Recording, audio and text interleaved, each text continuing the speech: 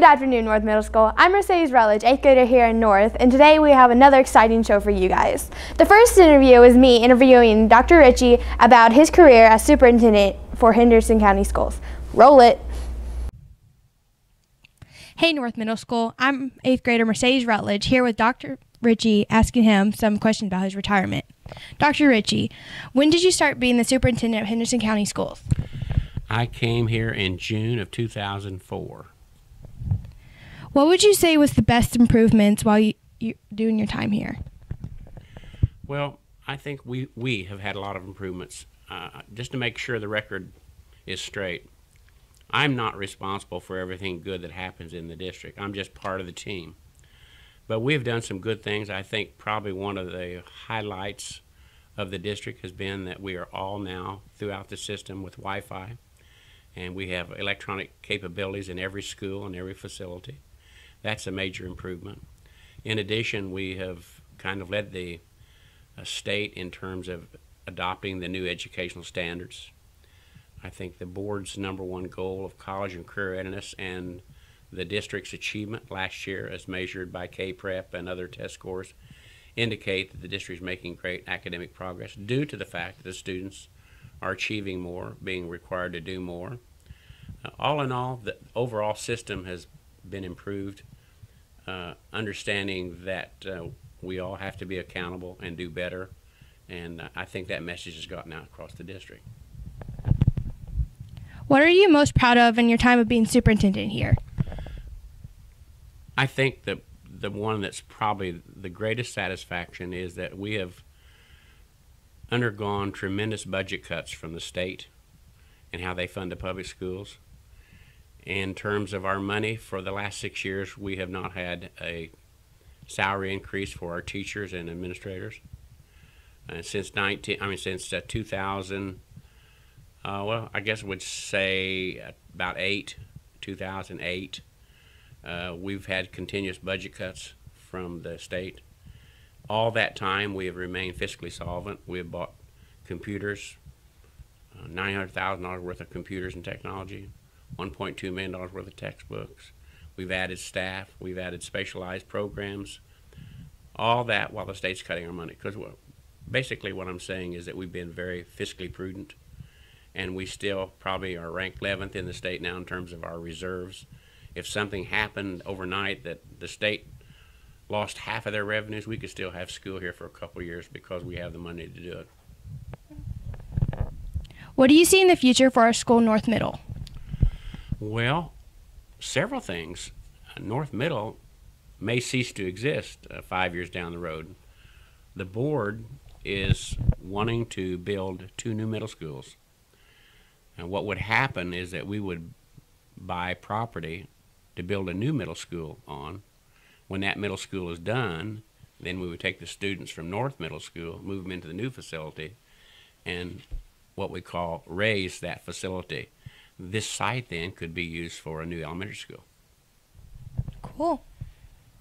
Do you plan to stay in Henderson for your retirement? Well, let me get one thing straight. I'm not retiring. I'm just finished with this job, okay? I've got a lot of things I want to do. I'll get a lot of professional opportunities. Plus, I have a daughter that's a sophomore, and what happens to her is very important to me in terms of her schooling and her work in the arts and her extracurricular activities. So she's sort of going to be an indicator of what her mother and I choose to do. We may stay here, we may not. It all depends. There are a lot of variables we're looking at. But we enjoy Henderson. It's a beautiful community, and by and large, the people are very friendly. So it's a very desirable place to be if you're content with a rather rural community.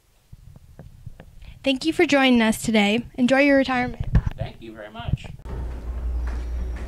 Our next interview will be Ellie talking with Mr. Browning about him traveling back and forth between North and South every day for his math classes. Hi, I'm Ellie Martin here with Mr. Browning. Today we're going to talk about what is it like to go to North in the morning and then go to South in the afternoon.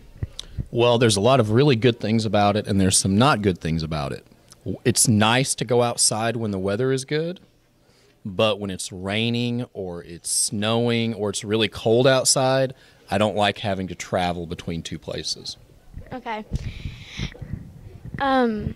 Is North better than South academically? Well, all I can go by is my students, and my students are very good at both schools. So it would be really hard for me to say. My classes are great. If you had to pick a school to teach at, would you pick North or South? Well, I was at North for a long time before I started going to South, but at this point, I love my job, and both schools are a lot of fun. But part of it is because I have really good classes, so I enjoy my day a lot.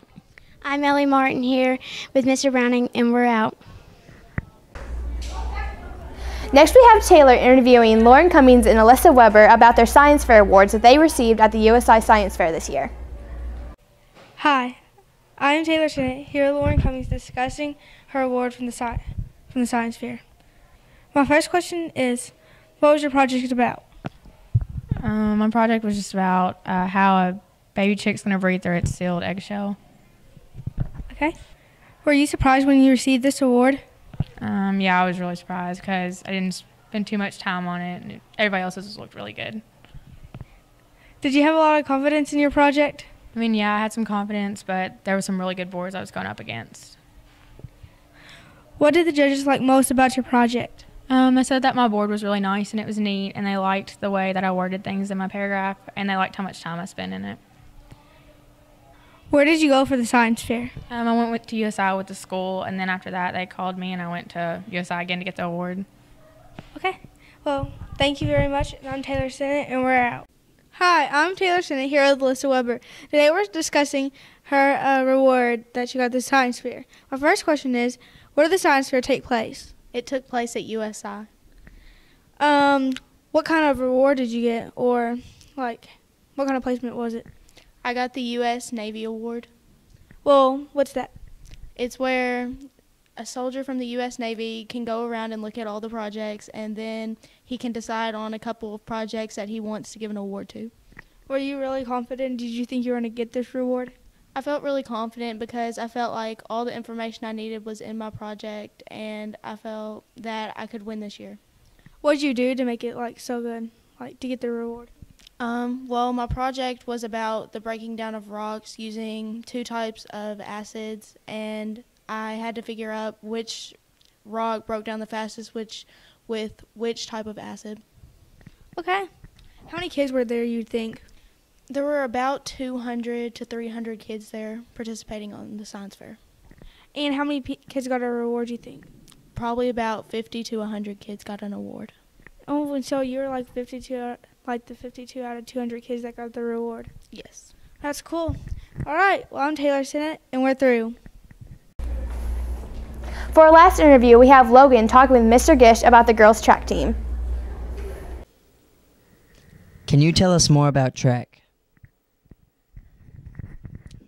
Well, track, of course, is spring sport, open to boys and girls here at North Middle.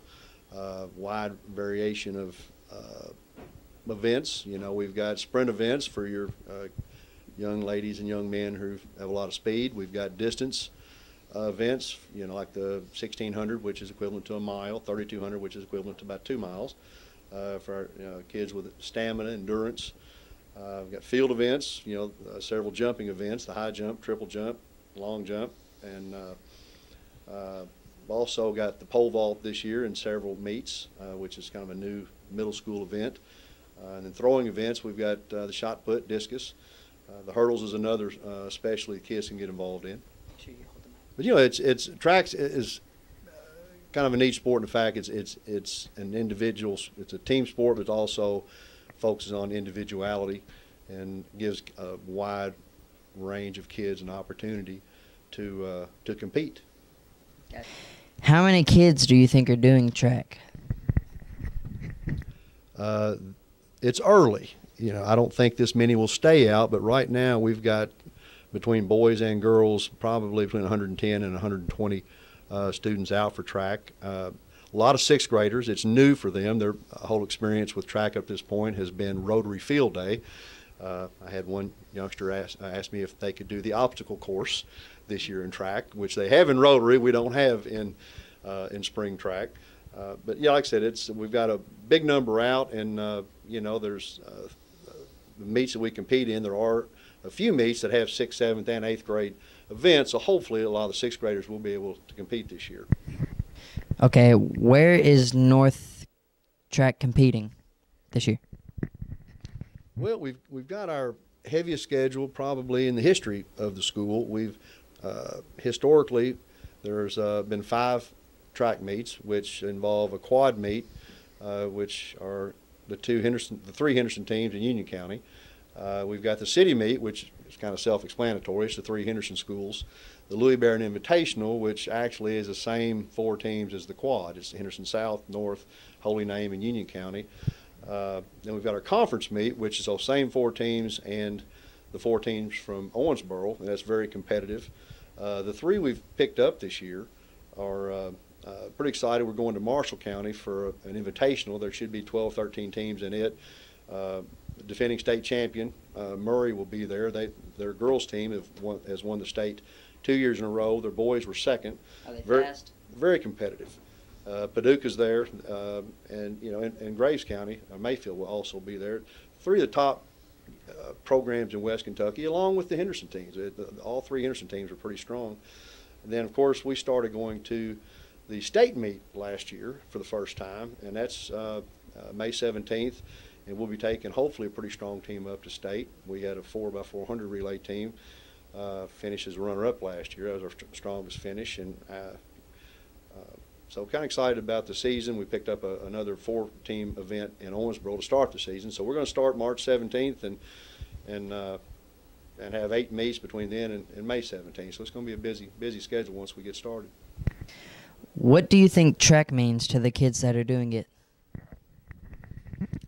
Well, track's a unique sport in the fact that you really compete against yourself. You don't have to be the best out there. You can strive, each time you run to do a little better. Let's say an 800-meter runner, which is about like a half mile. What you want to try to do each time is better your time, better your performance, and a lot of sports don't allow that. You're either in the starting 5 or the best at this. Track allows kids to really focus on their strengths and try to do better each time. Of course, we've got some kids that are, going to be amongst the best in the state this year, and anxious to get started. But I think that's the neatest thing about track is that, you're out there striving to do the best you can and better your past performance. I mean, a lot of sports are like that, but track is really gauged that way. Yeah. And a pretty neat aspect of track. So. Okay, thank you. Well, guys, this is the end of today's episode, but don't worry, we'll be back next week with an even better show. Well, I'm going to leave this episode in style with our school's new elevator. See ya.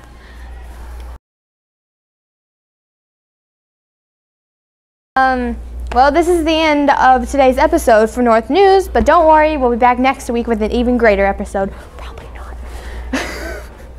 not.